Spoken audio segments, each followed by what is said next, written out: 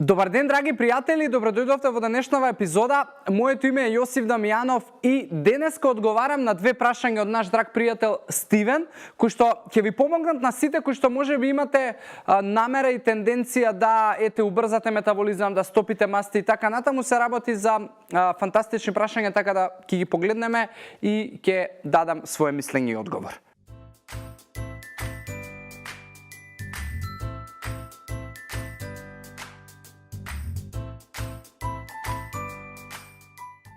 Стивен, фала ти многу за прашањето.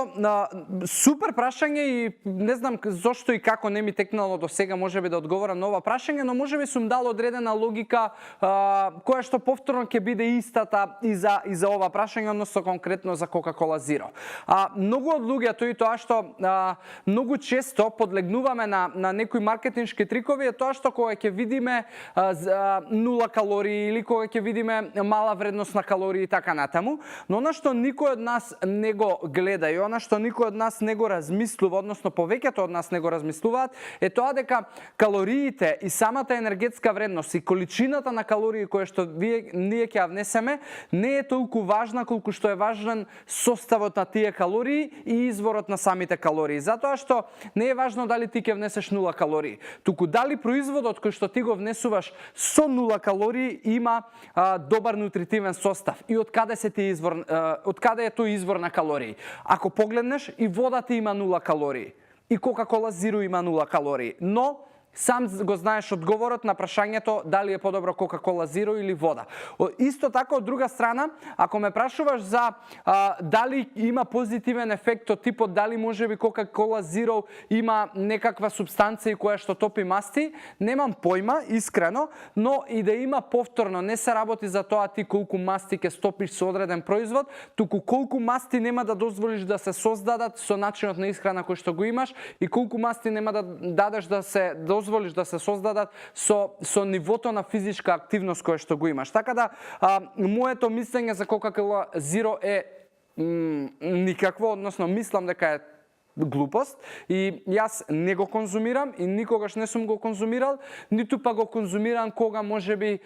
имам ден за грешење, односно кога можеби сакам да се приуштам некакво задоволство во текот на денот, затоа што за мене соковите не биле никогаш задоволство.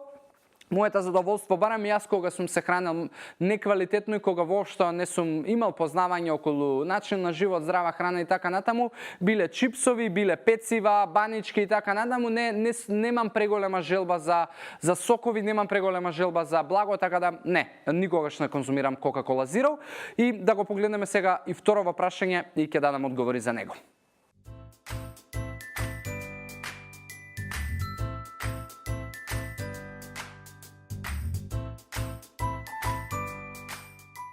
Стивен, дали постои одреден продукт што го забрзува варењето или метаболизмот? Има производи кои што стимулираат можеби термогенеза, стимулираат топење на масти, стимулираат некакво убрзување на метаболизмот. Конкретно и јас чајот што го пијам во почетокот на денот и можеби после ручек и неколку пати во денот, 2 до 3 пати го пијам тој чај кој што јас го конзумирам, прави убрзување на метаболизмот, односно термогенеза на топење на 100 калории од масти, но она што сакам секој од нас и од вас да го знае дека не постои производ кој што конкретно има задача да ти го убрза метаболизмот и не постои производ кој што ќе ти придонесе да го замени твојот лош начин на исхрана и на живот. Односно, што сакам да поентирам, многу од луѓето, се претпоставувам и ти што ми го поставуваш ова прашање, многу од луѓето сакаат да не се хранат здраво, сакаат да бидат физички пасивни, односно не сакаат и ги мрзи да имаат физичка активност и упорно бараат одреден производ кој што ќе им го убрза метаболизмот, упорно бараат производ кој што ќе им ги стопи мастите, упорно бараат производ кој што ќе им подобри дигестија и столица, упорно бараат производ кој што ќе им го покачи метаболизмот, кој што ќе им реши имунитетот, кој што ќе им реши можеби некаков здравствен проблем, но работите не функционираат така. Не постои конкретен производ кој што ќе направи некаква огромна промена. Постојат додатоци во исхрана и тие додатоци во исхрана самиот збор покажува дека тоа е додаток, значи треба да постои исхрана исхрана, за да ти додадеш нешто во исхраната. Сега ти одлучи каква ќе ти биде исхраната, дали таа ќе биде квалитетна и дали можеби ќе правиш fine tuning, односно